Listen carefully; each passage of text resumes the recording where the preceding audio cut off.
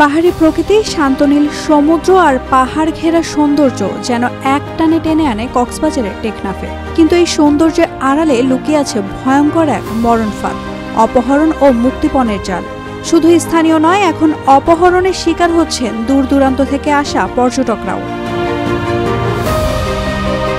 গত 10 মে বিজিবির অভিযানে উদ্ধার করা হয় 14 জন অপহৃতকে। উপজেলার উত্তর লম্বরী এলাকায় সাইফুল ইসলাম নামের এক ব্যক্তির বাড়ি থেকে তাদের মুক্ত করা হয়, তবে ধরা পড়েনি কোনো দালাল।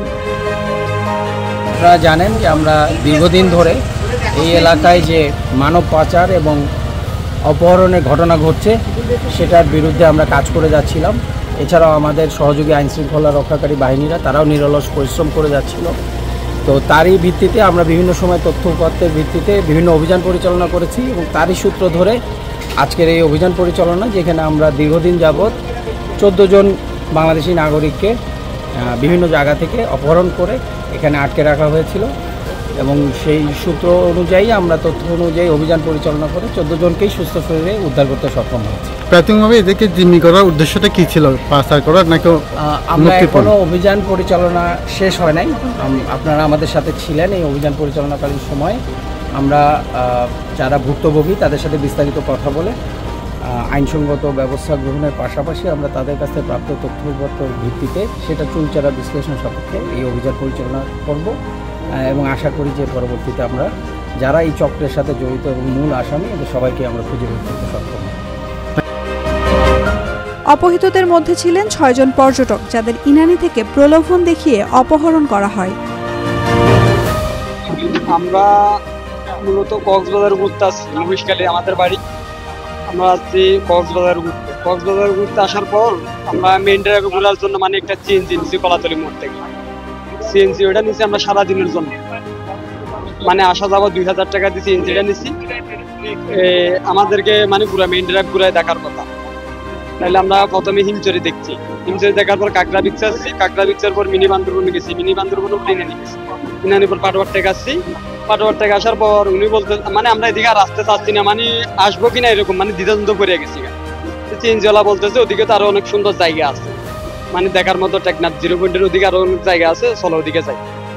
তো উনি যখন এই কথা বলছে আমরা আসতেছি, আস্তে আস্তে মানে উনি বলতেছে আমার একটা বন্ধু আসবে, ওনার সাথে কি 2 মিনিট কথা বলা যাবে কিনা? আমি বলতেছি অবশ্যই বলা যাবে।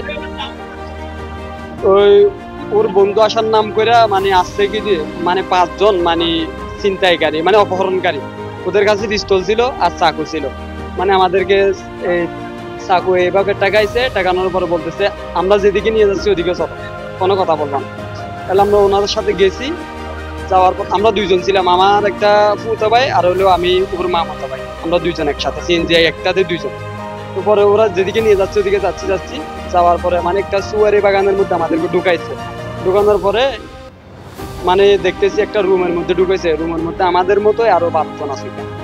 আর আমাদেরকে মানে বিজিবি উদ্ধার করছে, বিজিবি আমাদেরকে খুব ভালোভাবে রাখছে, মানে খাবার দিছে, মানে এরকম যত্ন করছে এটা বলার বাইরে। আমাদের বাবা মাও আমাদেরকে এরকম যত্ন করে না, মানে কালকে রাত্রে থেকে এই পর্যন্ত আমাদেরকে অনেক যত্ন করছে। এই জন্য আমরা বিজিবিকে জানাই অসংখ্য ধন্যবাদ। এই চক্রের বিরুদ্ধে প্রতিনিয়ত অভিযানে নামছে আইনশৃঙ্খলা রক্ষাকারী বাহিনী, কিন্তু অপহরণ আর পাচার বন্ধ হচ্ছে না কিছুতে। প্রশাসনের অভিযান থাকলেও এই মরণফাঁদ থেকে পুরোপুরি মুক্তির কোনো নিশ্চয়তা দিতে পারছে না কেউই। দিন শেষে প্রশ্ন একটাই, পর্যটকদের জন্য নিরাপদ হবে কবে এই মেরিন ড্রাইভ? নাওমিনা স্টিন, Daily Sun. For more updates, follow us on Facebook, subscribe our YouTube channel, get the latest update on www.daily-sun.com.